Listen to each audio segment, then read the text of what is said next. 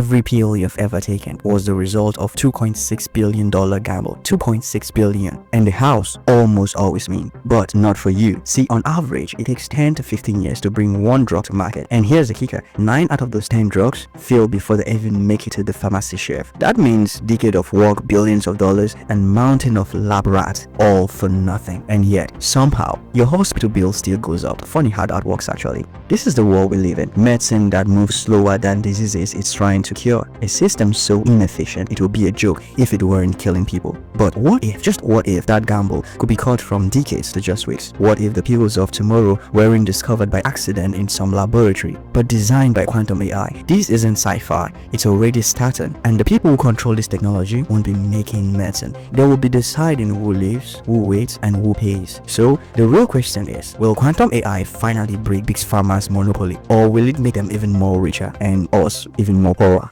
Quantum AI is about to blow up the business model of Big Pharma. See, for over a century, drug companies have built their power on one thing: control of time. They stretch out discovery, spend billions, and wait decades. Then they lock it all down with patents and charge whatever they like. It's the perfect scam dressed up as science. And the best part, we thank them for it. We appreciate them for this. Here's the ugly truth. The slower the system moves, the more the profit. Every failed trial, every extra year wasted, every billion-dollar bond in research and development, Big Pharma simply folds it into the final price tag. And who pays for this? Patients, families, hospitals drowning in debt. It's like losing at poker every hand and still charging the table for dreams. Now comes quantum AI, a machine that doesn't care about their slow motion empire. Where Big Pharma crawls, quantum AI sprints. Where they gamble for 10 years, quantum AI delivers in weeks. Instead of testing one molecule at a time, it simulates billions in parallel. It doesn't need luck, it doesn't need patience, it definitely doesn't need $1 billion marketing budget to convince us it works. And that's why the industry is so terrifying, because the empire they built on delay and scarcity is about to face abundance and speed. Imagine telling a company that makes billions from aspirin that their next competitor can design a cancer drug. Spoiler alert, they are not cheering for this.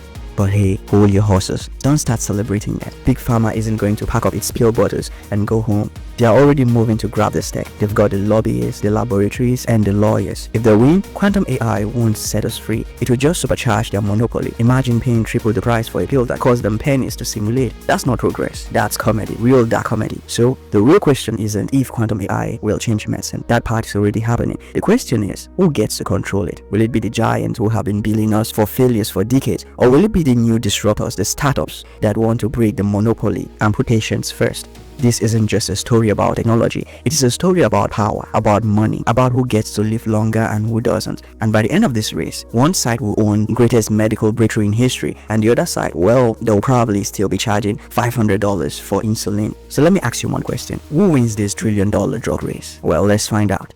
In this video, we are going to pull back the curtains on the trillion-dollar race. We will uncover who stands to win, who stands to lose, and what it all means for your health and your wallet too. Because let's be honest, when Big Pharma sneezes, the rest of us catch the bill. You will get to see how the old mention of drug discovery really works, and why quantum AI is writing the rules, and the quiet war already happening between billion-dollar corporations and scraping startups. By the end, you will know whether this technology could finally deliver cheaper, faster cures, or whether it will just supercharge the same system that already charges us $200 for Tylenol. So buckle in, because the story about to hear isn't science fiction, it's the future of medicine, and it's already here.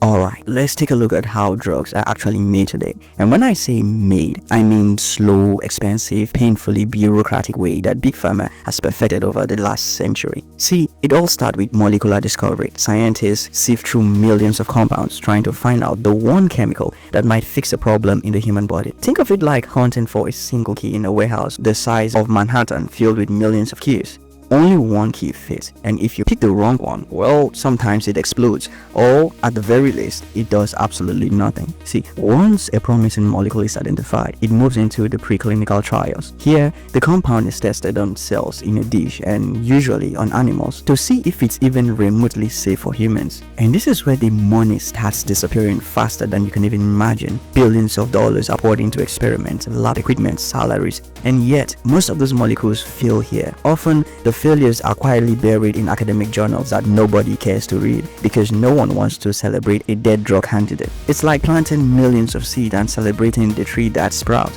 but still charging everyone for the entire forest. So now, if that molecule survives preclinical testing, it moves on to the clinical trials, which are broken down into 3 distinct phases. Phase 1 is a safety phase, where a small group of healthy volunteers take the drugs. The question here is simple: does this make anyone sick or die? And yes, this is very serious. Phase 2, it tests the drug on patients with the disease, testing if it actually works. And phase 3 is the grand finale: thousands of patients, mountains of data, and endless paperwork. Here, the drug is scrutinized from every angle. And if it fails at any point, just any angle at all, back to square one. Years are lost, billions are burnt, and researchers go back to drawing on whiteboards, often with no glory for all their life's work and money invested. Finally, if a drug miraculously survives this rigorous process, it reaches the FDA for approval. Regulators comb through mountains of data looking for any hint of danger. Only after their blessings can the drug be manufactured, marketed, and sold to the public. But even then, it's not cheap. You see, all the failed molecules, wasted time, and billions of dollars are quietly folded into the price of the final product. So when you pay for one pill, you're not actually paying for what works. You're paying for all the billions that didn't. It's a system designed to make medicine profitable first and accessibility second. So the money comes first, not the patient. Think about it for a moment. Every successful drug is a lucky survivor of a decade-long billion-dollar lottery. And yet, the human cost is enormous. Millions of patients wait for treatment that never arrive. Diseases advance while the system crawls. And even when drugs do reach the market, the price tags are so high. And don't get me started, because that's just the mechanical side. See, behind the scenes, there's a game of power and control. Executive shareholders and boards influence what gets funded and what doesn't. Some rare diseases, some cancers, some conditions simply aren't profitable enough. Those patients, they wait, sometimes decades, hoping someone, somewhere will finally figure it out for them.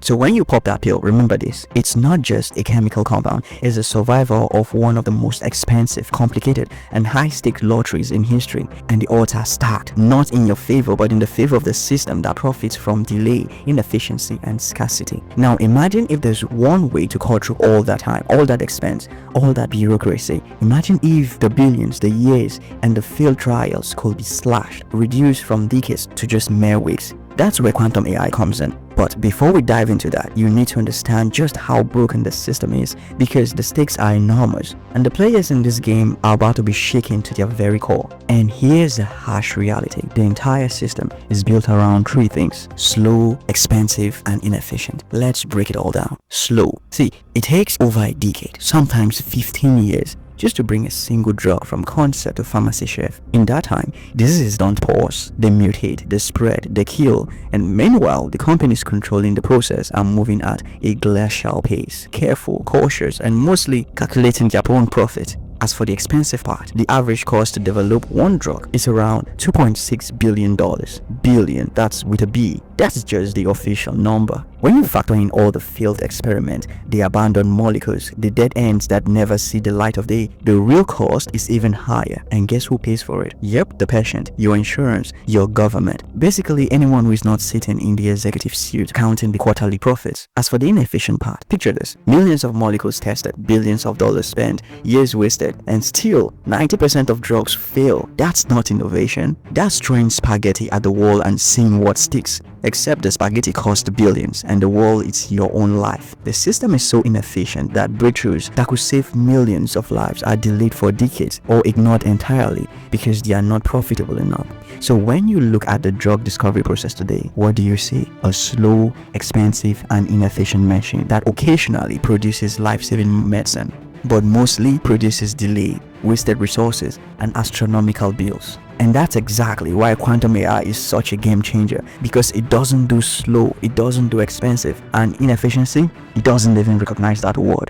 Let's put all of this into perspective with a real example. Lipitor, Pfizer's cholesterol drug, one of the most profitable medicine in history. This single drug brought in over $150 billion in revenue. And that's not a typo. One drug, $150 billion.